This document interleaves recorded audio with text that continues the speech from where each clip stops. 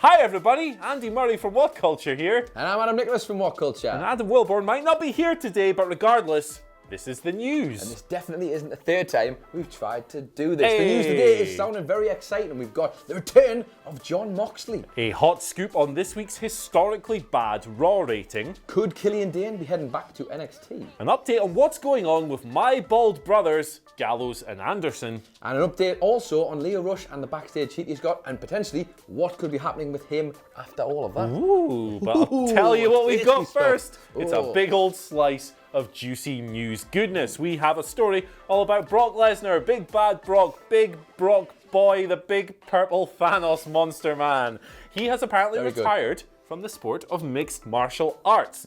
This is according to a new report from ESPN's Brett Okamoto, and I'm glad I said that correctly. There he is. He was really worried about that. I was really awful. Sorry, he's got a cover. He claims that Brock has informed UFC President Dana White of this decision. We have a quote from Dana White from the article saying, "He told me he's done, he's retired. We are going to move in another direction with Daniel Cormier, who Brock was rumored to be fighting in the UFC this summer. Apparently the match they're going to make now is a rematch of Daniel Cormier versus Stipe Miocic." So some interesting stuff to unpack here. As is always the case with Brock, it's kind of hard to take this stuff at face value. Yeah. We know what he likes to do. It's also not the first time he has retired from mixed martial arts. So, Mr. Nicholas, what do you think of this?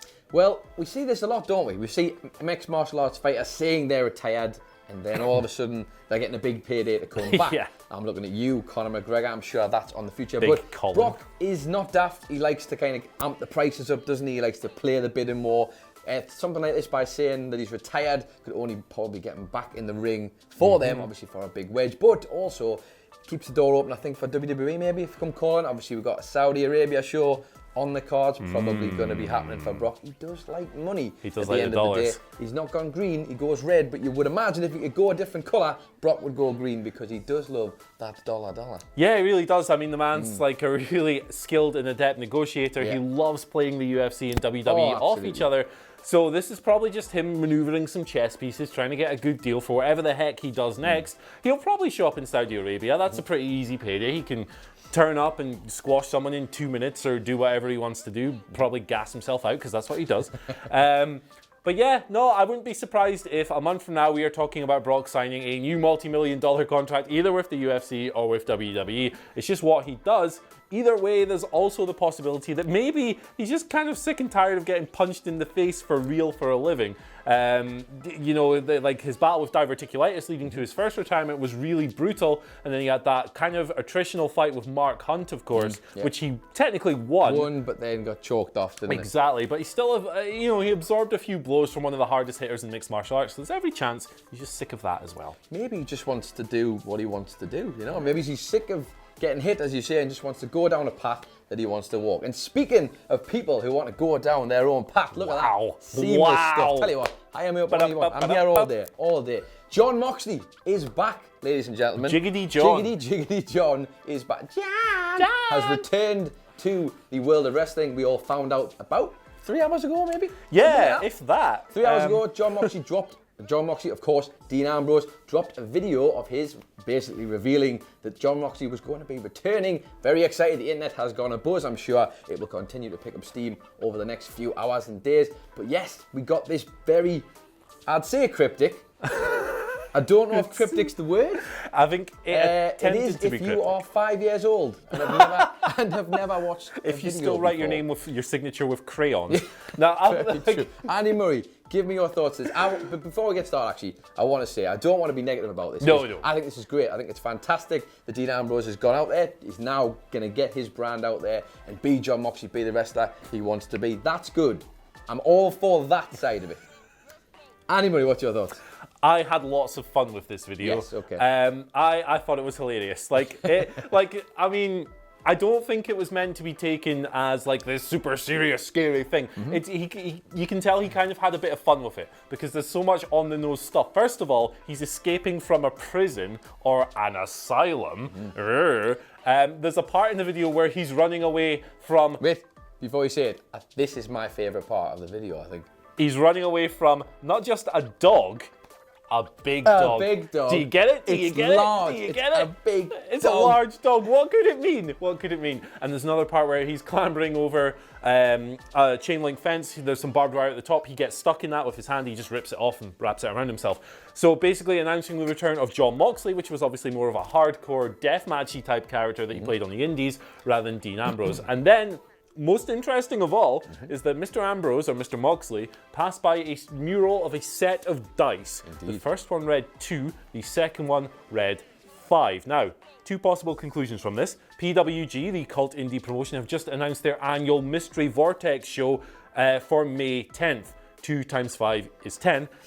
For that match... You know, we were talking about if you were 5 years old and you were watching this video. Yeah. Just in case you didn't know, 2 times 5 is 10. This is our target audience now, toddlers. Brilliant.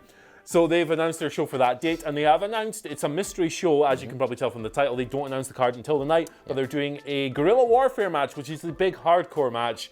Wonder if one of the Which would be participants right up John's street. might be Mr. Moxley. Or alternatively, what, Andy Murray, if it's not that, and it is, of course, a set of dice on a wall, suggests a bit of gambling, perhaps. Maybe he's prepared to go double or nothing on his career. Maybe he wants to turn up on May 25th in Vegas for the Double or Nothing pay-per-view. Who knows? Jon Moxley is probably the only person to know, and I bet even to some degree, he doesn't know. Cody Rhodes liked the tweet, so you know. Well, that's it. Exclusive. Sign it up now. He's gonna be there. Sign it up now. Yeah, he's gonna have like a death match with Jimmy Havoc. It's gonna be bloody. That would be, to be fair, that would be pretty sick. Yeah, that'd be good. Yeah, really anyway, good. check the video out. It's really fun. Go it's and watch loads it. of fun. Go and watch it and let us know what you think about the video. Better than that little pot plant. What was that called again?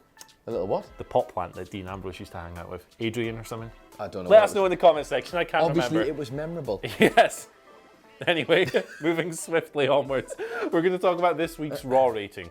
It seems that every month WWE breaks some kind of historic low for these damn things, and guess what? It's happened again. So this week the company hit their record low for any Raw show outside the NFL football season. They attracted just an average of 2.16 million viewers. Now this featured, and I've got the numbers here, an 18.8% viewership drop from the first hour to the third, during which it fell under 1.9 million. Now the worrying thing about this, as pointed out by Dave Meltzer, is that traditionally at this time of year, the decline at this stage is only just starting, and it should get progressively worse throughout the ongoing NBA playoffs. So this isn't good. I mean, last week's financial reports came out, and in it, the company kind of showcased their usual array of graphs for their viewership, showcasing that Raw and SmackDown are declining at a rate almost 3 times as much as the average cable network. That's a rot. What do you make of all this, Adam Nicholas? I make of it that I think it's a symptom, you know, of the times, and I think it's not.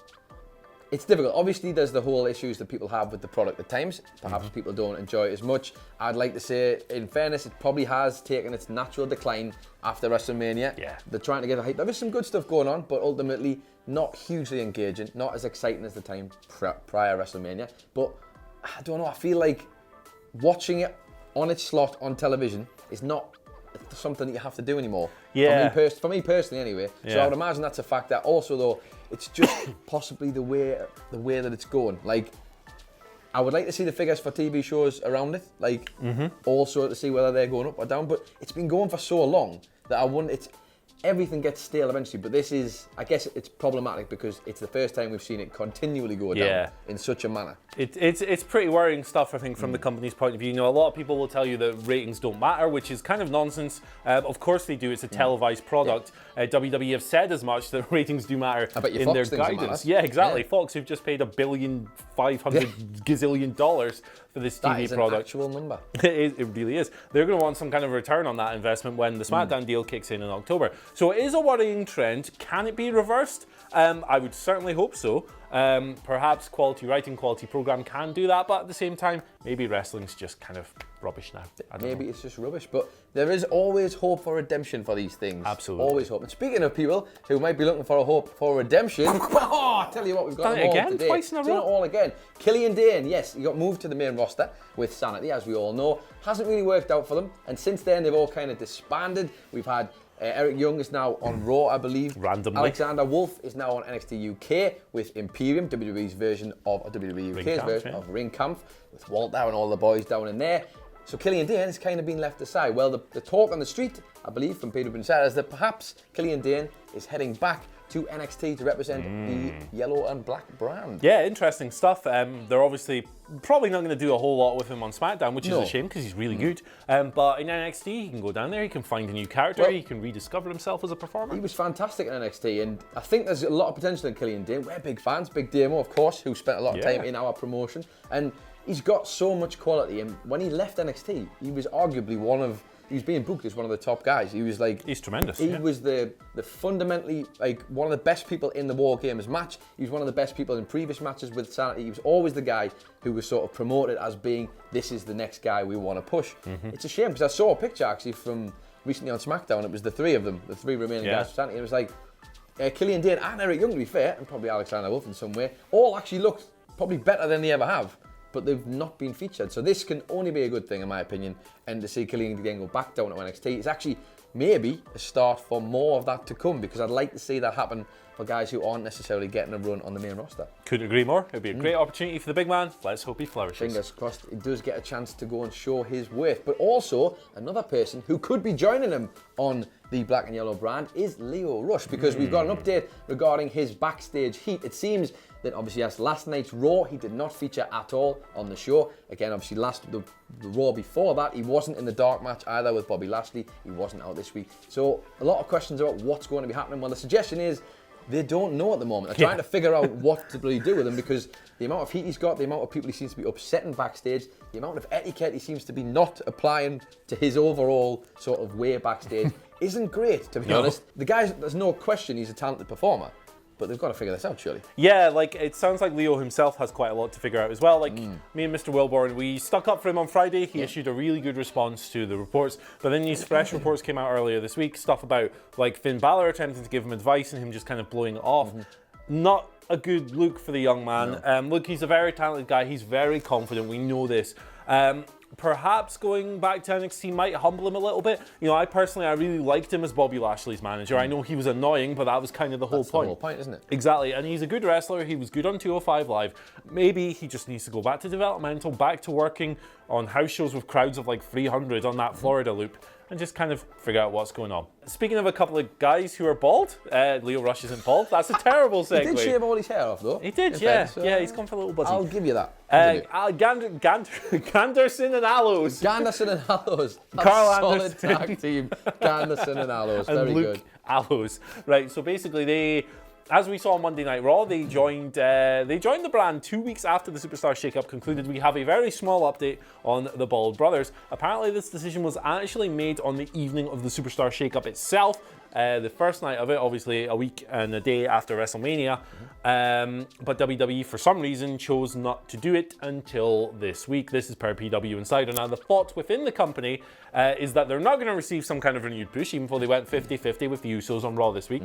They are probably still leaving. That's the belief among everyone there. They of course rejected these multi-million-dollar contract offers earlier in the year. Kind of a shame to see them go. I think there's a lot of missed opportunities with those two, particularly with Anderson. He's a really talented guy. What do you reckon of this, Adam Nicholas? I think it makes sense to me. Obviously, there's going to be a few people who are in transition at the moment, kind of waiting for the contracts to run down. Obviously, we've seen the Revival also turning down, or initially turning down, the sort of 500k plus or whatever it was contract offer, because I guess they maybe are just wanting to try something else. And obviously with AEW now, that is very much a realistic possibility. Hasn't been in the past. And maybe you'd imagine Gallows and Allison must be prime candidates to go and join the likes of the Young Bucks, because they've obviously hang out with their friends, and also just get back to a life where perhaps it might suit them more. We know specifically Karl Anderson, very much a family-oriented man. Like 7 kids, hasn't he? Like always posting on social media about his family. Like, I'd imagine if he can get a chance to see them more often, not be on the road as much, that might be right up his street. Yeah, absolutely. A nice, easier schedule, more opportunities to be at home. Sounds like a win across the board. Now, we're going to take it to Twitter. We've got Twitter questions. We receive a lot of really good questions, you know, all the time, every day. I think we get literally dozens every day, so thank you for that. Today, I think we're going to focus on just one, because it's a really good question, and I kind of think it warrants, like, you know, a couple of minutes deep dive. So this comes from Joel Robinson. He actually only sent this a few hours ago. Hi, Andy and Adam. If you could start a new wrestling promotion with any 5 WWE wrestlers, who would you choose and why? A new wrestling promotion with any 5 WWE wrestlers. I'll tell you what, I'm gonna take a cop-out way of this. I'm gonna try and pick one from Raw, SmackDown, NXT, 205 Live, and NXT UK. Wow, I like it, gimmicking it. That's 5. Huge fan. It probably makes it easier, I think. Yeah. From Raw, I'm going to take Seth Rollins because that's nice and easy. And I love Seth Rollins, so there you go. Sick. From SmackDown, I'm going to take, well, I'll tell you what, we'll take Becky because that makes it nice and easy. Yeah. We'll take Becky from SmackDown as well. NXT,